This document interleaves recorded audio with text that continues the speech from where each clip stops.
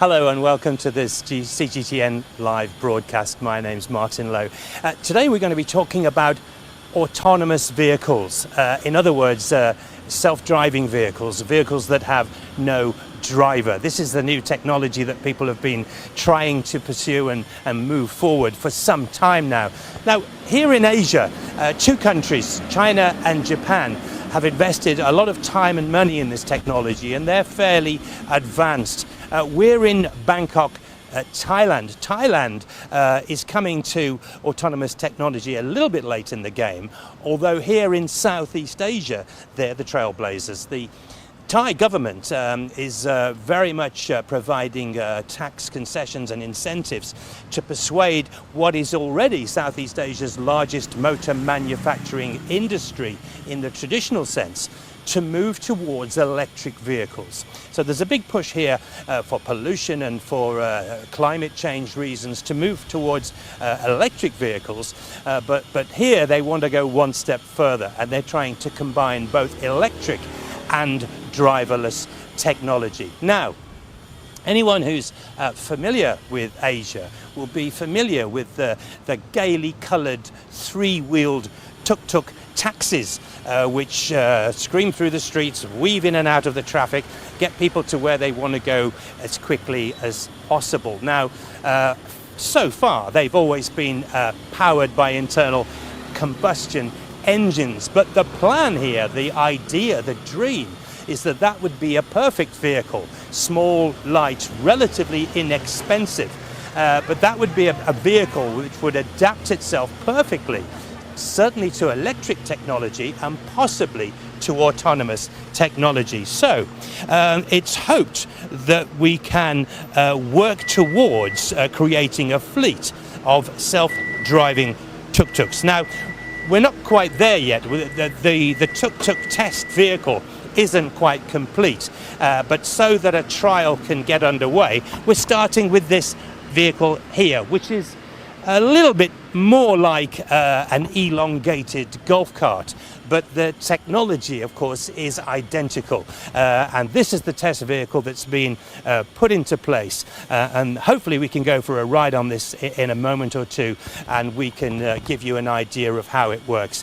The final big question really at this point is, why would anybody want to do that? Why would you feel safe to commit yourself to jumping into a car that's going to drive on public roads at some point in the future with all the other traffic, with cars, buses, lorries, motorcycles, maybe even somebody running out in front of you and causing an emergency stop?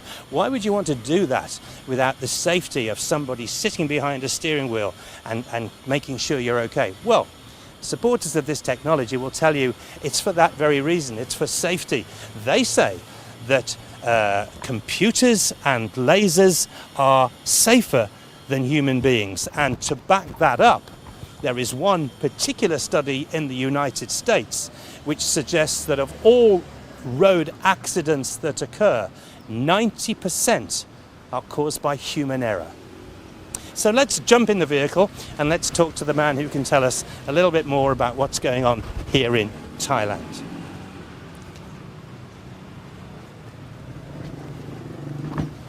So, good morning. Thank you for joining us.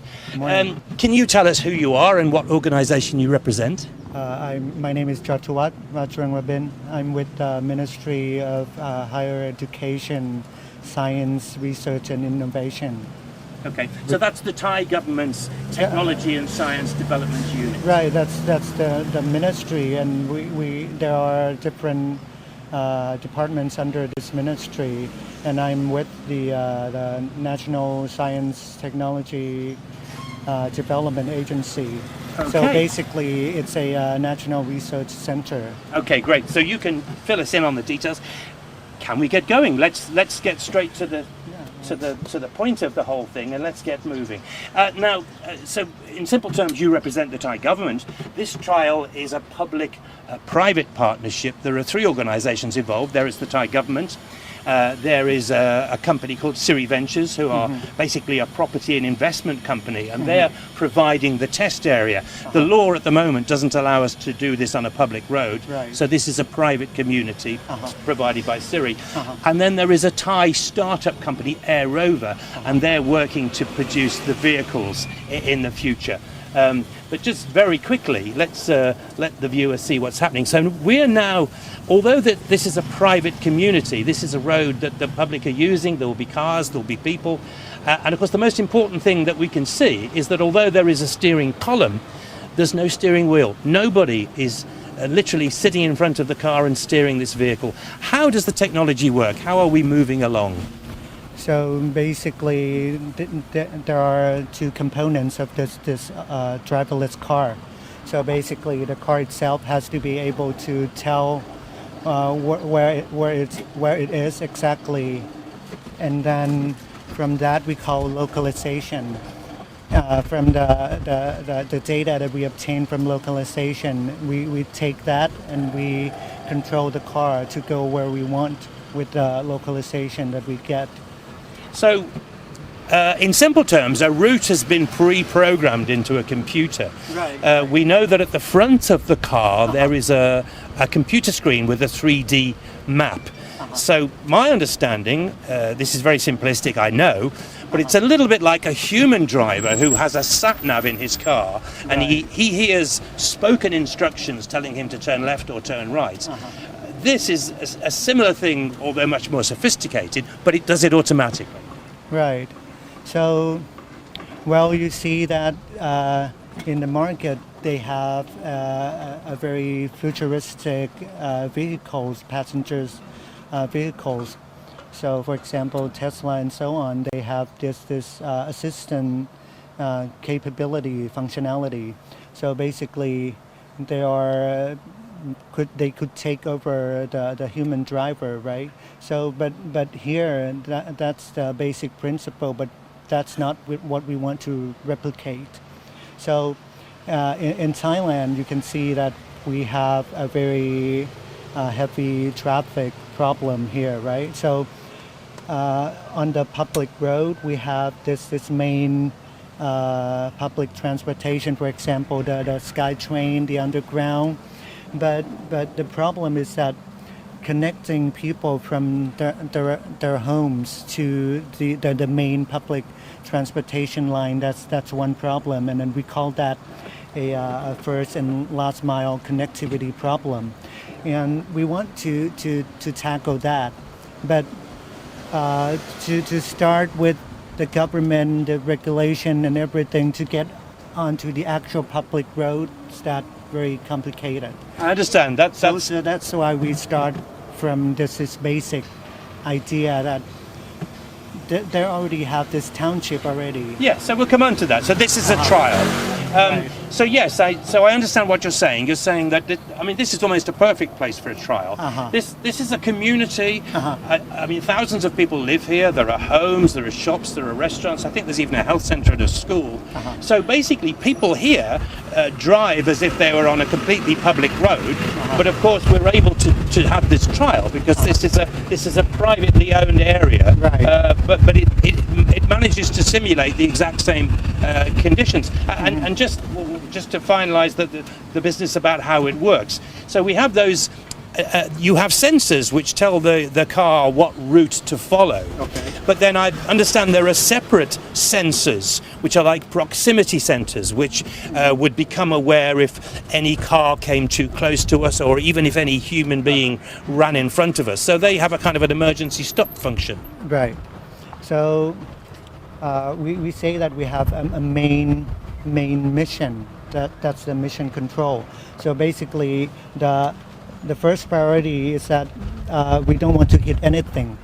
So we have that in place, the function running on the computer. So once we're running on the normal operating condition, it will just basically follow the pre-programmed path. But once we have something emergency, for example, a person in front of the car or a motorcycle swerving in front of this golf cart, then it's just going to take over and stop the car. So for how long have you been running the trials so far? For about 2 or 3 months. 2 or 3 months. So have you had any mishaps or... No, because we are running on a very low speed. So as you can see, we're not going very fast. So it's about, I would say it's less than 20 kilometers per hour. So with that, we're not going to have a major problem, major accident or anything. Okay, but the technology would enable you to travel at normal driving speeds. It's possible to do that, but this is a safety function, and we're obviously progressing steadily and slowly. So to come back to the point you began to make a moment ago, here in Thailand, the way you intend to start this, hopefully in public use when you can, is to almost have a kind of a shuttle system. You would have the public transport hubs like the elevated railway, like the underground railway, possibly buses as well. But then from their terminus or from their stops, you would have a self-driving shuttle to bring people from the transport to a community like this. Possibly a private company might want to take people to their own factory or offices. But in the early stages, you certainly see this as a kind of a shuttle system.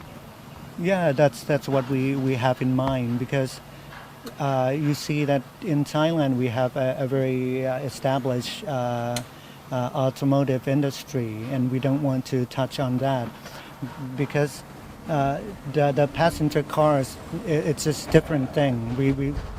We just want to go into a different sector.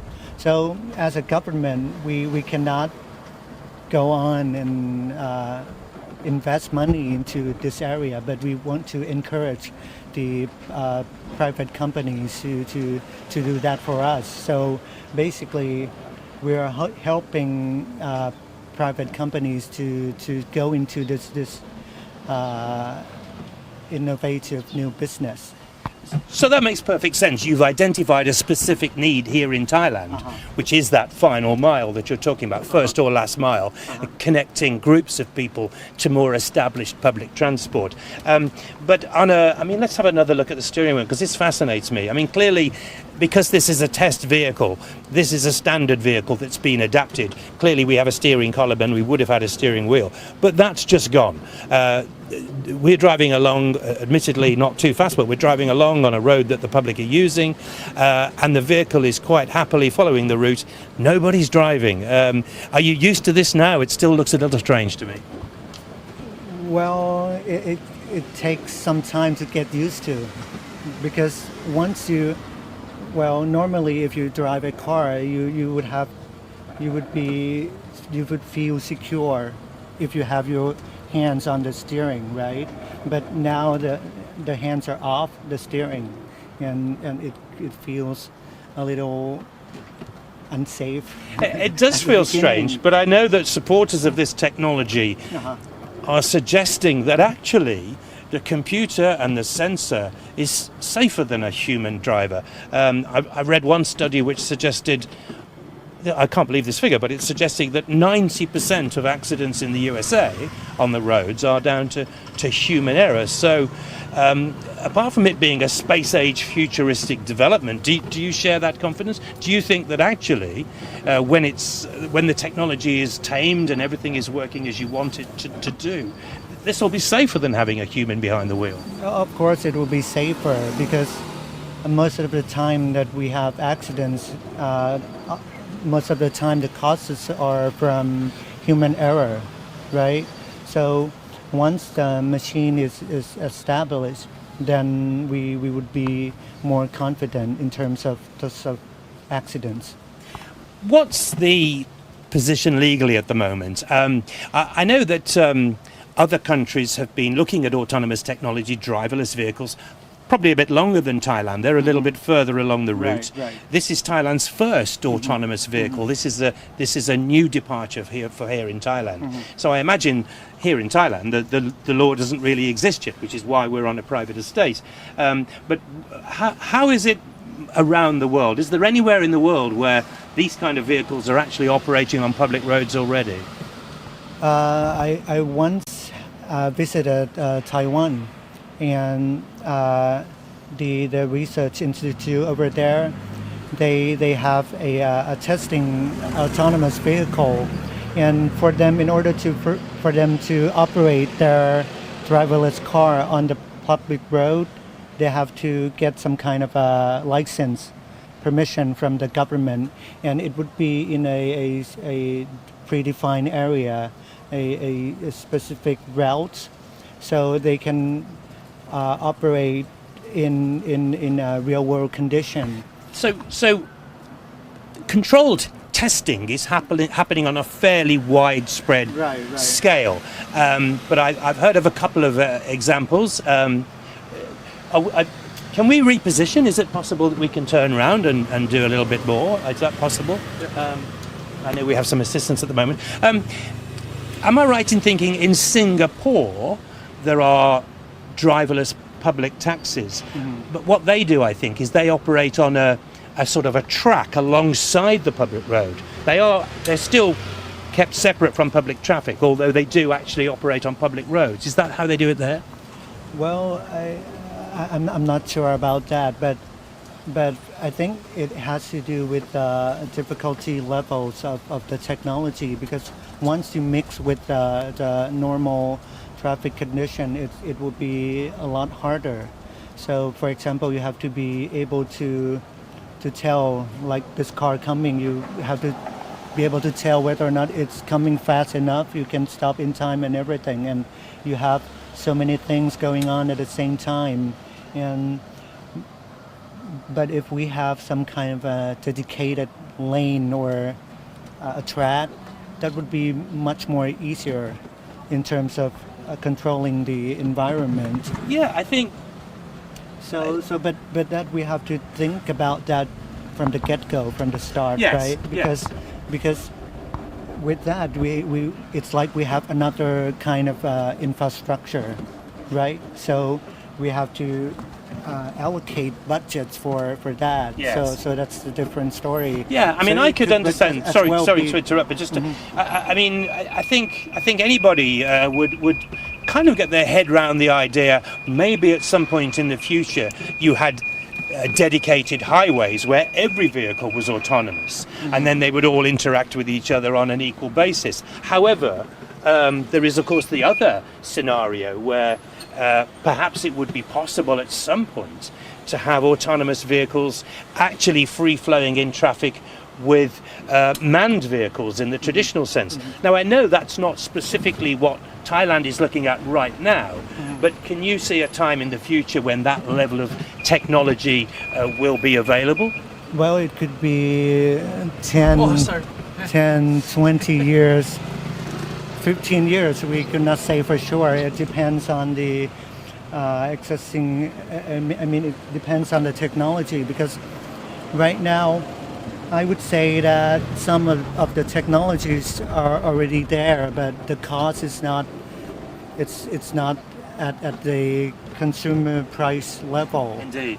So, Probably the best known to the public is the Tesla. That's had a lot of publicity. Right.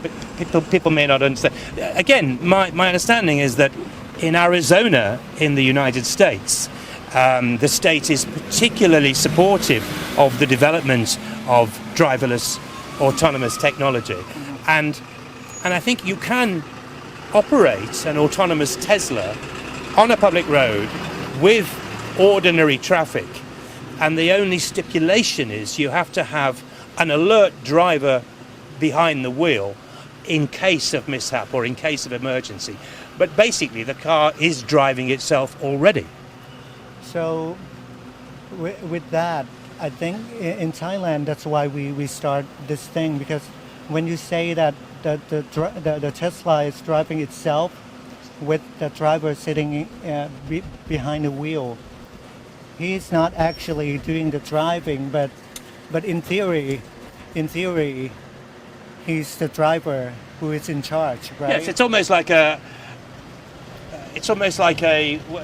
driving instructor controlling a learner. He's not actually doing it, but he's there for emergencies. Right, but let's say once he gets into something, legally he would be responsible for that, right? Yeah. So that's the thing.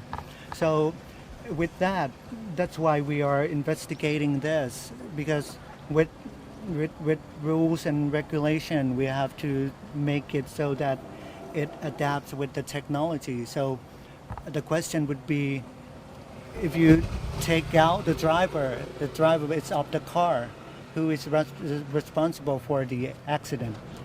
That would be the question. Yes. Right? So clearly there are two strands really. There is the legal course that has to be followed, and then there is the technology, which is probably outstripping the legal development. Right. But let's go back to the basics and just have a look at the vehicle. So here we are. We're driving along this road. You can see that on either side we've got housing. We've just turned round next to a restaurant and a shopping area. So to all intents and purposes, this is a public road, albeit not as busy as a major highway. But now we're being overtaken by a standard driven vehicle. That's another shuttle that's being operated by a driver. Ahead of us there is clearly just a public van that's turned onto this road. To our side there are public roads. Certainly when we go back towards the area where the restaurants are, there are plenty of people. There's a motorbike coming now. So everything is happening, albeit in a slightly more controlled way. But this very closely simulates the kind of conditions that you want this vehicle to operate in the future.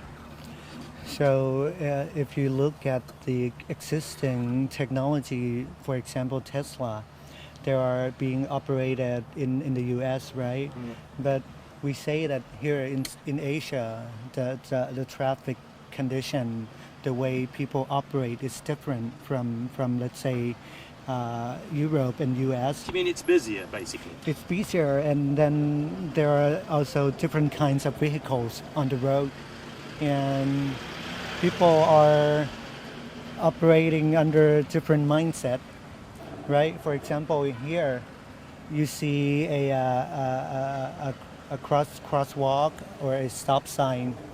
We don't actually follow that.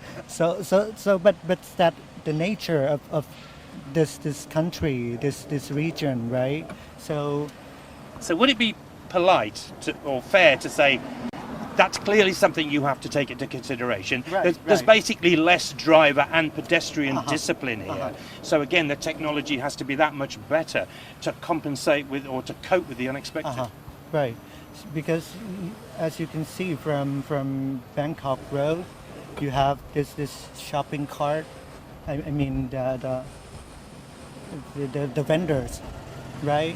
The people who sell the food and the gifts at the side of the road. They get on the street and occupy, could be half of a lane or something, and also.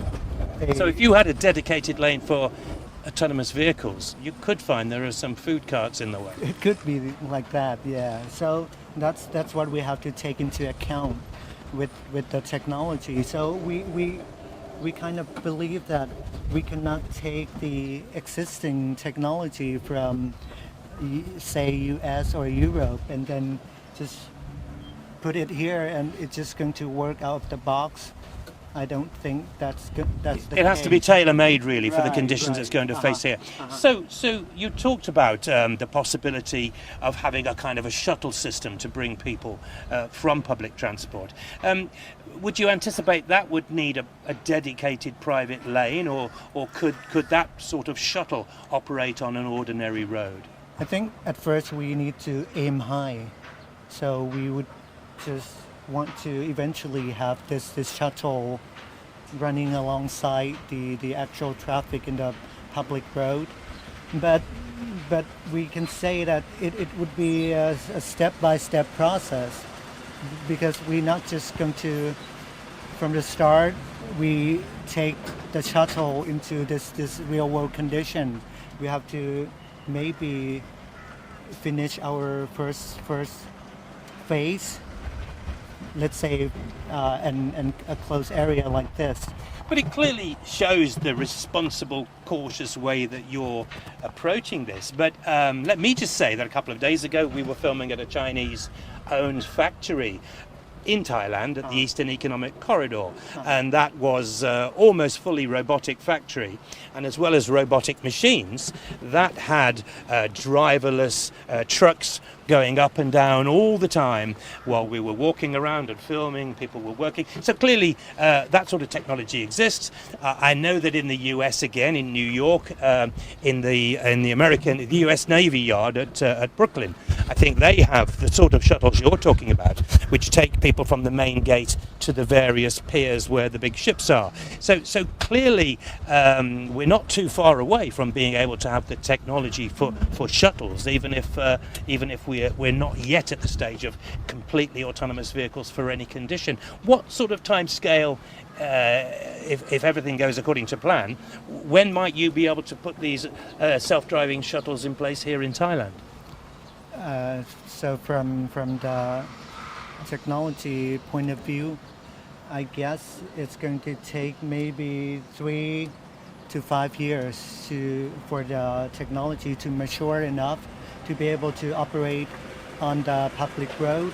But for social things, that's a different story, right? Because like here, I mean, this is Right. a test vehicle, Right. but it's doing what you want. Uh-huh. Perhaps you want to, smooth off the edges and make it a bit more sophisticated, but it's basically operating now. So how soon could you get one of these in daily public use on a private estate like this one?